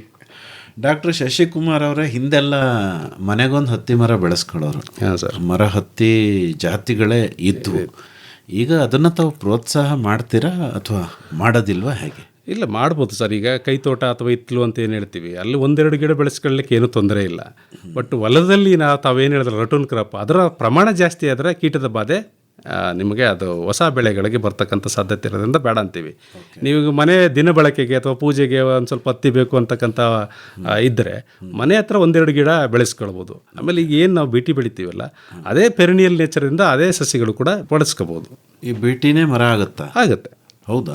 ಯಾವ ತಳಿ ಬೇಕಾದ್ರೂ ಹಾಕೋಬೋದು? ನಮ್ಮಲ್ಲಿ ಬೆಳೀತಕ್ಕಂಥದ್ದೆಲ್ಲ ನಮ್ಮಲ್ಲಿ ವಿಜಾತಿ ತಳಿಗಳು, ಅಂದರೆ ಇಂಟರ್ಸ್ಪೆಸಿಫಿಕ್ ಹೈಬ್ರಿಡ್ಸ್ ಅಂತ ಹೇಳ್ತೀವಿ. ಅದ್ರ ಗುಣನೇ ಆಗಿ ಪೆರಿನಿಯಲ್ ನೇಚರು, ಅದು ದೀರ್ಘಾವಧಿ ಬರ್ತದೆ. ಅದು ಓಕೆ, ಅದನ್ನು ಬಳಸ್ಬೋದು. ಎಷ್ಟು ವರ್ಷ ಇರ್ಬೋದು ಸರ್ ಹತ್ತಿ ಮರವಾಗಿ ಬೆಳೆಸಿದ್ರೆ? ಅದು ನಾವು ಇಷ್ಟು ನಿರ್ದಿಷ್ಟವಾದಂಥ ಇದು ನೋಡಿಲ್ಲ ಸರ್. ಬಟ್ ನಮ್ಮಲ್ಲೂ ಕೂಡ ಒಂದಷ್ಟು ಮರಗಳಿದ್ದಾವೆ. ಅದು ಇದ್ದಾವೆ, ಸುಮಾರು 3-4 ವರ್ಷದಿಂದನೂ ಕೂಡ ಇದ್ದಾವೆ. ಓಕೆ. ಮುಂಚೆ ಎಲ್ಲ ಈ ಜೈದಾರ್ ಹತ್ತಿ ಅಂತ ಬರೋದು, ಅಥವಾ ಮರಕ್ಕೆ ಅಂತಾನೆ ಸೂಕ್ತವಾದ ಒಂದಷ್ಟು ತಳಿಗಳಿದ್ವು. ಹೌದು, ಈಗಲೂ ಇದೆ ಸರ್. ಅದು ಜೈದಾರ್ ಇದೆಯಲ್ಲ, ಅದು ನಾವು ದೇಸಿ ತಳಿ ಅಂತ ಹೇಳ್ತೀವಿ. ಉತ್ತರ ಕರ್ನಾಟಕದಲ್ಲಿ ಅದನ್ನು ಈಗಲೂ ಕೂಡ ಬೆಳೀತಾ ಇದ್ದಾರೆ. ಸ್ವಲ್ಪ ಹಿಂಗಾರು ತಡವಾಗಿ ಬಿತ್ತನೆ ಮಾಡ್ತಾರೆ, ಆಗಸ್ಟ್ ಸೆಪ್ಟೆಂಬರಲ್ಲಿ. ಅದು ಸ್ವಲ್ಪ ಇಳುವರಿನೂ ಕಡಿಮೆ ಮತ್ತು ಅಷ್ಟು ಪಾಪ್ಯುಲರ್ ಇಲ್ಲ ಹೈಬ್ರಿಡ್ಸು. ಈಗ ಹತ್ತಿಯ ದರ ನಿಗದಿ ಆಗೋದು ಹತ್ತಿಯ ಎಳೆ ಉದ್ದದ ಮೇಲೆ. ಹೌದು ಸರ್. ಈಗ ತಾವೇನು ಹೇಳ್ತಾ ಇದ್ದೀರಿ, ಇವೆಲ್ಲ ಲಾಂಗ್ ಸ್ಟೇಪಲ್ ಕಾಟನ್ನೇನಾ ಅಥವಾ ಹೇಗೆ? ನಮ್ಮ ಭಾಗದಲ್ಲಿ ರೈತರು ಭಾಳ ಇಷ್ಟಪಟ್ಟು ಬೆಳೀತಕ್ಕಂಥದ್ದು extra long staple. Extra long ಅತಿ ಉದ್ದನೆ ಎಳೆಯುಳ್ಳ ಹತ್ತಿಗಳನ್ನೇ ಕೇಳೋದು. ನೀವು ನಮ್ಮಲ್ಲಿ ಯಾಕೆ ನಮ್ಮ ಚಾಮರಾಜನಗರ ಮತ್ತು ಮೈಸೂರಲ್ಲಿ ವಿಶಿಷ್ಟವಾದಂಥ ವಾತಾವರಣ ಅಂತಂದರೆ, ನಮ್ಮಲ್ಲಿ ಬೆಳೀತಕ್ಕಂಥ ಹತ್ತಿಗೆ ಒಂದು ಗುಣಮಟ್ಟ ಚೆನ್ನಾಗಿದೆ. ಯಾಕಂದರೆ ನಮ್ಮಲ್ಲಿ ಬಹುತೇಕ ರೈತರು ಬೆಳೀತಕ್ಕಂಥದ್ದು ಎಳೆ ಉದ್ದ ಇರತಕ್ಕಂಥ ತಳಿ. ನಮ್ಮ ವಾತಾವರಣನೂ ಕೂಡ ಅದಕ್ಕೆ ಸಹಕಾರಿಯಾಗಿದೆ. ಹಾಗಾಗಿ ಯಾವಾಗ ಅತಿ ಉದ್ದನೆ ಎಳೆಯುತ್ತೆ ಅದಕ್ಕೆ ಮಾರುಕಟ್ಟೆಯಲ್ಲಿ ಒಳ್ಳೆಯ ದರ ಇದೆ. ಏಕೆಂದರೆ ಇವತ್ತು ತಮ್ಮೆಲ್ಲರಿಗೂ ಗೊತ್ತಿರ್ಬೋದು, ಇವತ್ತೆಲ್ಲ ಒಂದು ಕೇಂದ್ರ ಸರ್ಕಾರ ಕಸ್ತೂರಿ ಕಾಟನ್ ಅಂತ ಒಂದು ಬ್ರ್ಯಾಂಡ್ ಕ್ರಿಯೇಟ್ ಮಾಡ್ತಾ ಇದ್ದಾರೆ. ಏನಂತಂದರೆ ಉತ್ತಮ ಗುಣಮಟ್ಟದ ಅತಿ ಉದ್ದನೆ ಎಳೆವುಳ್ಳ ಇದನ್ನು ರೈತರಿಂದ ನಾವು ತೆಗೆದುಕೊಂಡು ಅದಕ್ಕೆ ನಮ್ಮದೇ ಆದಂಥ ಒಂದು ಸರ್ಟಿಫಿಕೇಷನ್ ಬ್ರ್ಯಾಂಡ್ ಕ್ರಿಯೇಟ್ ಮಾಡಬೇಕು ಅಂತೇಳಿ. ಇದರಿಂದ ಏನಾಗುತ್ತೆ, ರೈತರಿಗೆ ಒಂದು ಹೆಚ್ಚಿನ ಆದಾಯನೂ ಕೂಡ ಬರುತ್ತೆ. ಮತ್ತು ಭಾರತದ ಒಂದು ಹಣಕಾಸಿನ ಸ್ಥಿತಿ, ಅಂದರೆ ವಿದೇಶಿ ವಿನಿಮಯ ಮಾಡ್ತೀವಲ್ಲ, ಅಲ್ಲೂ ಕೂಡ ಉತ್ತಮ ಆಗಿರ್ತದೆ. ಹಾಗಾಗಿ ಅದಕ್ಕೆ MSP ಫಿಕ್ಸ್ ಮಾಡಿದ್ದಾರೆ. MSP minimum support price. So ಅತಿ ಉದ್ದನೆ ಎಳೆಗೆ ಸ್ವಲ್ಪ ದರ ಮಾಮೂಲಿ ಮೀಡಿಯಮ್ದ ಸ್ಟೇಪಲ್ಗಿಂತ ಸ್ವಲ್ಪ ಹೆಚ್ಚಿನ ಒಂದು ದರ ರೈತರಿಗೆ ಸಿಗ್ತಾ ಇದೆ. ಡಾಕ್ಟ್ರೇ, ಕಟಾವು ಮತ್ತು ಸಂಗ್ರಹಣೆ, ಶೇಖರಣೆ ಈಗ ತಾವೇ ಹೇಳಿದ್ರಿ ಮೆಕನೈಸೇಷನ್ಗೆ ಅನುಕೂಲ ಆಗುವಂತಹ ವಿಧಾನಗಳು ಬರ್ತಾ ಇದ್ದಾವೆ ಅಂತ. ನಮ್ಮಲ್ಲೇನಾದರೂ ಹತ್ತಿಯಲ್ಲಿ ಯಾಂತ್ರೀಕರಣ ಕಟಾವಿಗೆ ಸಾಧ್ಯವಾಗಿದೆಯಾ? ಈಗ ರೀಸೆಂಟಾಗಿ ತಮಗೆ ಗೊತ್ತಿರ್ಬೋದು ಸರ್, ಕೇಂದ್ರ ಸರ್ಕಾರದಲ್ಲಿ ನಮ್ಮ ಕೃಷಿ ಮಂತ್ರಿಗಳು ಕೂಡ ಒಂದು ಯಂತ್ರವನ್ನು ಮಾಡಿ ಅದೆಲ್ಲ ಪಾಪ್ಯುಲರ್ ಯೂಟ್ಯೂಬಲ್ಲೆಲ್ಲ ಆಗಿದೆ. ಸೊ ಆ ಥರದ್ದು ಒಂದು ತಾಂತ್ರಿಕತೆಗಳು ಡೆವಲಪ್ ಆಗ್ತಿದೆ, ಆದರೂ ಯಥೇಚ್ಛವಾಗಿ ಆಗಿಲ್ಲ. ಆದರೆ ನಾನು ತಮ್ಮಲ್ಲಿ ಹೇಳಿದ್ನಲ್ಲಾಗಲೇ ಹೈ ಡೆನ್ಸಿಟಿ ಪ್ಲಾಂಟಿಂಗ್ ಸಿಸ್ಟಮಲ್ಲಿ ಹೊರದೇಶಗಳಲ್ಲಿ ಈಗ ಹಾಗೆ ಸಾಕಷ್ಟು ಆಗಿದೆ. ಸೊ ನಮ್ಮದು ಸಮಸ್ಯೆ ಏನಂತ ಹೇಳಿದ್ರೆ, ನಮ್ಮಲ್ಲಿ ಇಂಟರ್ ಸ್ಪೆಸಿಫಿಕ್ ಹೈಬ್ರಿಡ್ಸು ಅಂದರೆ ವಿಜಾತಿ ಸಸಿಗಳನ್ನು ಬೆಳೆಯೋದ್ರಿಂದ ಅದು ಒಂದೇ ಸಮನಾಗಿ ಹತ್ತಿ ಹೊಡೆಯಲ್ಲ, ಒಂದೇ ಸರಿ ಬಿಡಲ್ಲ. ಅದರಲ್ಲಿ ನಾನು ಹೇಳಿದ ಆ ತಳಿಗಳಲ್ಲಿ ಏನು ಗುಣ ಅಂತಂದರೆ ಒಂದೇ ಸಮನಾಗಿ ಹತ್ತಿಗಳು ಹೊಡಿತದೆ. ಜೊತೆಗೆ ಎಲೆಗಳನ್ನು ಉದುರ್ಸೋಕ್ಕೆ ರಾಸಾಯನಿಕಗಳನ್ನು ಸಿಂಪಡಿಸ್ತೀವಿ, ಅಂದರೆ ಡಿಫೋಲಿಯೆಂಟ್ಸ್ ಅಂತ ಕರಿತೀವಿ. ಅದು ಎಲೆಗಳೆಲ್ಲ ಸಂಪೂರ್ಣವಾಗಿ ಉದುರಿಸ್ಬಿಡುತ್ತೆ, ಹತ್ತಿ ಒಂದೇ ಸಮನಾಗಿ ಹೊಡಿತದೆ. ಮೆಕನೈಸ್ಡ್ ಹಾರ್ವೆಸ್ಟಿಂಗ್ಗೆ ಅನುಕೂಲ ಆಗುತ್ತೆ. ನಮ್ಮಲ್ಲಿ ಬೆಳೀತಕ್ಕಂಥ ತಳಿಗಳ ಗುಣ ಏನಂತಂದರೆ ಒಂದು 15 ದಿವಸಕ್ಕೊಂದು ಸತಿ ನಾವು ಮ್ಯಾನ್ಯುವಲ್ ಆಗಿ ನಾವು ಅದನ್ನು ಹಾರ್ವೆಸ್ಟ್ ಮಾಡಬೇಕಾಗುತ್ತೆ. ಸೊ ಪಿಕಿಂಗ್ ಎಷ್ಟು ಸರಿ ಸರ್ ಸಾಮಾನ್ಯವಾಗಿ? 2 ರಿಂದ 3 ಬಾರಿ ಪಿಕಿಂಗ್ ಮಾಡ್ತೀವಿ ಸರ್. ಸೊ ರೈತರು ಪಿಕಿಂಗ್ ಮಾಡಬೇಕಾದ್ರೂ ಕೂಡ ಸಾಧಾರಣವಾಗಿ ನಾವೇನು ಮಾಡಬೇಕು ಅಂತ ಹೇಳಿದ್ರೆ, ಇದರಲ್ಲೂ ಕೂಡ ಮೊದಲನೇ ಬಾರಿ ಪಿಕ್ ಮಾಡಿದವನು ಮತ್ತು 2ನೇ ಬಾರಿ ಪಿಕ್ ಮಾಡಿದವನು ಅಥವಾ 3ನೇ ಬಾರಿ ಪಿಕ್ ಮಾಡಿದವನು ಎಲ್ಲನೂ ಒಟ್ಟಿಗೆ ಬೆರೆಸಬಾರ್ದು. ಈಗ ಮೊದಲನೇ ಸರಿ ಬಂದಂಥ ಬೀಡಿಗೂ ಮತ್ತು ಕೊನೆಗೆ ಬಂದಂಥ ಬೀಡಿಗೂ ಗುಣಮಟ್ಟದಲ್ಲಿ ಸಾಕಷ್ಟು ವ್ಯತ್ಯಾಸ ಇರುತ್ತೆ. ಹಾಗಾಗಿ ನಾವೇನು ಮಾಡಬೇಕು, ಮೊದಲನೇ ಬಾರಿ ಮತ್ತು 2ನೇ ಬಾರಿ ಏನು ಪಿಕ್ ಮಾಡ್ತೀವಿ ಅದನ್ನು ಬೇರೆ ಸಂಗ್ರಹಣೆ ಮಾಡಿಕೊಂಡು ನಂತರ ಬಂದಂಥ ಪಿಕ್ಕಿಂಗಿಗೆ 3ನೇ ಬಾರಿ ಮಾಡ್ತಾರೆ, ಕೆಲವೊಂದು ಸತಿ 4ನೇ ಬಾರಿ ಮಾಡ್ತಾರೆ. ಅದನ್ನೇ ಬೇರ್ಪಡಿಸಿ ಬೇರೆ ಮಾರುಕಟ್ಟೆ ಮಾಡಬೇಕು. ಎಲ್ಲನೂ ಒಟ್ಟಿಗೆ ಮಾಡಿದಾಗ ಏನಾಗುತ್ತೆ, ಕ್ವಾಲಿಟಿ ಕಡಿಮೆ ಆಗಿ ನಿಮಗೆ ದರನೂ ಕೂಡ ಕಡಿಮೆ ಕೊಡ್ತಾರೆ. ಸೊ ಹಾಗಾಗಿ ಬೆರೆಸಬಾರ್ದು. ಕೃಷಿ ದೀವಿಗೆ ಹೊಸ ಬೆಳಕಿಗೆ ಬೇಕು ಕೃಷಿ ದೀವಿಗೆ. ಆತ್ಮೀಯ ಕೇಳುಗರೆ, ಸಂಶೋಧನಾ ಸಂಸ್ಥೆಯೊಂದಿಗೆ ಕೃಷಿ ಕಲಿಕೆ ಕುರಿತ ಬಾನುಲಿ ಸರಣಿಯ ಉದ್ಘಾಟನಾ ಸಮಾರಂಭ ಹಾಗೂ ವಿಶ್ವ ಜಲ ದಿನಾಚರಣೆ ಅಂಗವಾಗಿ ತರಕಾರಿ ಬೆಳೆಗಳಲ್ಲಿ ಸೂಕ್ಷ್ಮ ನೀರಾವರಿ ತಂತ್ರಜ್ಞಾನ ಕುರಿತ ತರಬೇತಿ ಕಾರ್ಯಕ್ರಮ ಇದೇ ತಿಂಗಳ 26ರಂದು ಗುರುವಾರ ಬೆಳಿಗ್ಗೆ 10 ಗಂಟೆಗೆ ಚಾಮರಾಜನಗರ ತಾಲೂಕು ಹರದನಹಳ್ಳಿಯ ಕೃಷಿ ವಿಜ್ಞಾನ ಕೇಂದ್ರದ ಆವರಣದಲ್ಲಿ. ಹೊಸ ಪೀಳಿಗೆ ಯುವ ಶಕ್ತಿಗೆ ಮುನ್ನಡೆಯಲು ಬೇಕು ಕೃಷಿ ದೀವಿಗೆ. ಬನ್ನಿ, ಭಾಗವಹಿಸಿ. ಹೊಸ ಬೆಳಕಿಗೆ ಬೇಕು ಕೃಷಿ ದೀವಿಗೆ. ಚಾಮರಾಜನಗರ ತಾಲೂಕು ಹರದನಹಳ್ಳಿಯ ಕೃಷಿ ವಿಜ್ಞಾನ ಕೇಂದ್ರದ ಆವರಣದಲ್ಲಿ ಮಾರ್ಚ್ 26ರಂದು ಗುರುವಾರ ಬೆಳಿಗ್ಗೆ 10 ಗಂಟೆಗೆ ಕೃಷಿ ದೀವಿಗೆ ಬಾನುಲಿ ಸರಣಿಯ ಉದ್ಘಾಟನಾ ಸಮಾರಂಭ. ಕೃಷಿ ಗೆಲ್ಲಿದೆ ಅಂತ್ಯ ಆರಂಭವೇ ನಿತ್ಯ ಕೃಷಿ ದೀವಿಗೆ. ಕೃಷಿ ದೀವಿಗೆ ಹೊಸ ಬೆಳಕಿಗೆ ಬೇಕು ಕೃಷಿ ದೀವಿಗೆ.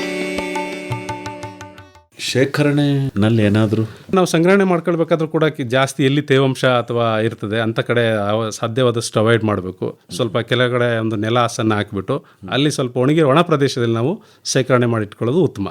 ಹತ್ತಿಗೆ ಇವಾಗ ಒಳ್ಳೆ ಮಾರುಕಟ್ಟೆ ಇದೆ, ಪ್ಲಸ್ ಸಾವಯವ ಹತ್ತಿಗೆ ಹೊಸಿ ಜಾಸ್ತಿ ದುಡ್ಡು ಕೂಡ ಬರುತ್ತೆ ಅಂತ ರೈತರೇ ಹೇಳ್ತಾರೆ. ಹಾಂ ಸರ್, ಹಾಗಾಗಿ ಲಾಭದಾಯಕವಾದ ಬೆಳೆ ಹತ್ತಿ ಅಲ್ವೇ? ಖಂಡಿತ ಸರ್. ಈಗ ವ್ಯವಸಾಯದ ಖರ್ಚು ಆದಾಯ ಪಟ್ಟಿ ಮಾಡಿದಾಗ ಅಂದಾಜು ಮಳೆ ಆಶ್ರಯದ ಹತ್ತಿಯಲ್ಲಿ ಆದಾಯ ಎಷ್ಟು ಬರ್ಬೋದು ಒಂದು ಎಕರೆಗೆ? ಸರ್, ಈಗ ಖರ್ಚು ಸಾಕಷ್ಟು ಆಗ್ತಾ ಇದೆ. ಈಗ ದಿನದಿಂದ ಅತಿ ಪ್ರದೇಶ ಕಡಿಮೆನೂ ಆಗ್ತಾ ಇದೆ. ಎಲ್ಲೆಲ್ಲಿ ಮನೆಯ ಒಂದು ಆಳುಗಳು ಲಭ್ಯ ಇದ್ದಾರೆ ಅವ್ರು ಮಾತ್ರ ಬೆಳೀತಕ್ಕಂಥ ಒಂದು ಸಂದರ್ಭ ಇದೆ. ಆಮೇಲೆ ಎಲ್ಲರೂ ಕೂಡ ಬೇರೆ ಬೆಳೆಗಳಿಗೆ ಸ್ವಿಚ್ ಆಗ್ತಾ ಇದ್ದಾರೆ. ಬಟ್ ಆದಾಗ್ಯೂ ಕೂಡ ಹತ್ತಿಯನ್ನು ನಂಬಿ ನಮ್ಮ ದೇಶದಲ್ಲೇ ಸುಮಾರು ಲಕ್ಷಾಂತರ ಜನ ಜೀವನ ಮಾಡ್ತಾ ಇದ್ದಾರೆ. ಅದರಲ್ಲಿ ಪ್ರಮುಖವಾಗಿ ಮಹಾರಾಷ್ಟ್ರ ಆಗಿರ್ಬೋದು, ಕರ್ನಾಟಕ ಆಗಿರ್ಬೋದು, ತೆಲಂಗಾಣ ಆಗಿರ್ಬೋದು, ಈ ಭಾಗದಲ್ಲಿ ಹತ್ತಿ ಕೂಡ ಖಂಡಿತವಾಗೂ ಲಾಭದಾಯಕ. ಸೊ ಒಂದು ರೂಪಾಯಿ ಖರ್ಚು ಮಾಡಿದ್ರೆ ಕನಿಷ್ಠ ಅಂದರೆ ನಮ್ಗೆ 1 ರೂಪಾಯಿ ಖರ್ಚು ಮಾಡಿದ್ರೆ 2.5 ರೂಪಾಯಿ ಅಷ್ಟು ಲಾಭವನ್ನು ಗಳಿಸ್ಬೋದು ಮಳೆ ಆಶ್ರಯದಲ್ಲಿ. ಅಂದರೆ 1 ಎಕರೆಗೆ ಕನಿಷ್ಠ ಅಂತಂದ್ರೂ ಒಂದು 8 ರಿಂದ 10 ಕ್ವಿಂಟಲ್ ಅಷ್ಟು ಇಳುವರಿ ಪಡ್ಕೊಳ್ಬೋದು. ಸರಾಸರಿ ಖರ್ಚನ್ನು ನಾವು ಗಮನದಲ್ಲಿ ನೋಡೋದಾದರೆ 25 ರಿಂದ 30 ಸಾವಿರ ಖರ್ಚಾಗುತ್ತೆ. ಅದರಲ್ಲಿ ಬಹುತೇಕ ಹತ್ತಿ ಬಿಡಿಸ್ಲಿಕ್ಕೆ ಖರ್ಚಾಗೋಗುತ್ತೆ. ಸೊ ಹಾಗಾಗಿ ಅಷ್ಟು ಖರ್ಚಾದರೆ ಈಗ ಒಂದು 8 ಕ್ವಿಂಟಲ್ ಬಂದರೆ ಈಗ ಸರಾಸರಿ ತಾವು ಹೇಳ್ದಂಗೆ ಅತಿ ಉದ್ದನೆ ಎಳೆಯ ಒಂದು ದರ 8 ರಿಂದ 12 ಸಾವಿರ ರೂಪಾಯಿ ತನಕ ಇದೆ. ಆ ದೃಷ್ಟಿಯಲ್ಲಿ ನೋಡಿದ್ರೆ ನಮಗೆ 25 ರಿಂದ 30 ಸಾವಿರ ರೂಪಾಯಿ 1 ಎಕರೆಗೆ ನಮಗೆ ನಿವ್ವಳ ಲಾಭ ಬರುತ್ತೆ. ಬೆಳಿಬೇಕು ಅಲ್ವೇ? ಖಂಡಿತ ಬೆಳಿಬೇಕು ಸರ್. ಈಗ ನಾವು ಇಡೀ ಪ್ರಪಂಚದಲ್ಲೇ ನಾವು ನಂಬರ್ 1 ಸ್ಥಾನದಲ್ಲಿದ್ದೀವಿ ಬೆಳೀತಕ್ಕಂಥ ಪ್ರದೇಶದಲ್ಲಿ. ಆದರೆ ಇಳುವರಿಗೆ ಗಮನದಲ್ಲಿ ಇಟ್ಕೊಂಡ್ರೆ ನಾವು ಭಾಳಷ್ಟು ಹಿಂದೆ ಇದ್ದೀವಿ. ಸರಾಸರಿ ಇಳುವರಿ ನಮ್ಮ ದೇಶದ್ದೇ 450 ರಿಂದ 460 kg 1 ಹೆಕ್ಟೇರ್ಗೆ. ಇವತ್ತು ಕೂಡ ನಾವು ಏನು ನಮ್ಮಲ್ಲಿ ಅತಿ ಎದ್ದೆನೆ ಹುಳ ಏನು ಟೆಕ್ಸ್ಟೈಲ್ ಇಂಡಸ್ಟ್ರಿಗೆ ಬೇಕು ಅದನ್ನು ಇಂಪೋರ್ಟ್ ಕೂಡ ಮಾಡ್ಕೊತಾ ಇದ್ದೀವಿ. ಹೆಚ್ಚಿನ ಪ್ರದೇಶದಲ್ಲಿ ಬೆಳೀತಾ ಇದ್ರು ಕೂಡ ಇಂಪೋರ್ಟ್ ಕೂಡ ಮಾಡ್ಕೊತಾ ಇದ್ದೀವಿ. ಹಾಗಾಗಿ ಜಾಸ್ತಿ ಪ್ರದೇಶದಲ್ಲಿ ಒಳ್ಳೆಯ ತಳಿಗಳನ್ನು ಆಯ್ಕೆ ಮಾಡಿಕೊಂಡು ಹೆಚ್ಚಿನ ಇಳುವರಿ ಬರಲಿಕ್ಕೆ ಏನೇನು ತಾಂತ್ರಿಕತೆಗಳನ್ನು ಅಳವಡಿಸ್ಕೊಳ್ಬೇಕು ಅದನ್ನು ಮಾಡಿಕೊಂಡಾದರೆ ಖಂಡಿತವಾಗಿಯೂ ಹತ್ತಿ ಒಂದು ಉತ್ತಮವಾದಂತಹ ಬೆಳೆ. ಹತ್ತಿ ಬಟ್ಟೆಗೆ ಖಾದಿಗೆ ಇವತ್ತು ಅಂತಾರಾಷ್ಟ್ರೀಯ ಮಟ್ಟದಲ್ಲಿ ಬೇಡಿಕೆ ಸೃಷ್ಟಿ ಆಗ್ತಾ ಇದೆ. ಎಲ್ಲೋ ಒಂದು ಕಡೆ ರೈತ ಹತ್ತಿಯನ್ನು ಕೂಡ ಬೆಳೆದು ರಾಷ್ಟ್ರದ ಆದಾಯಕ್ಕೆ ಮತ್ತು ಅವನ ಸುಸ್ಥಿರತೆಗೆ ಒಂದು ಒಳ್ಳೆಯ ಬೇಸಾಯ ವಿಧಾನವನ್ನು ರೂಪಿಸ್ಕೋಬೋದು. ಡಾಕ್ಟ್ರೇ, ಹೆಚ್ಚಿನ ಮಾಹಿತಿಗೆ ತಮ್ಮನ್ನೇ ನೇರವಾಗಿ ಸಂಪರ್ಕ ಮಾಡಬೇಕು ಅಂದರೆ ಸಂಪರ್ಕಕ್ಕಾಗಿ ತಮ್ಮ ಮೊಬೈಲ್ ಸಂಖ್ಯೆನ ಕನ್ನಡದಲ್ಲಿ ಹೇಳ್ಬೋದೇ? ಖಂಡಿತ ಸರ್. 9980870502. ಇನ್ನೊಮ್ಮೆ 9980870502. ಇನ್ನೂ ಒಂದು ಸರಿ ಹೇಳಿ ಡಾಕ್ಟ್ರೇ. 9980870502. ಒಳ್ಳೆಯದು ಡಾಕ್ಟರ್ ಶಶಿಕುಮಾರ್ ಅವರ, ಇದುವರೆಗೂ ಹತ್ತಿಯ ಸಮಗ್ರ ಬೇಸಾಯ ವಿಧಾನಗಳಿಗೆ ಸಂಬಂಧಪಟ್ಟಂತೆ ಬಹಳ ವಿವರವಾಗಿ ಮಾಹಿತಿಯನ್ನು ನೀಡಿದ್ರಿ. ವಂದನೆಗಳು, ನಮಸ್ಕಾರ. ಧನ್ಯವಾದಗಳು ಸರ್.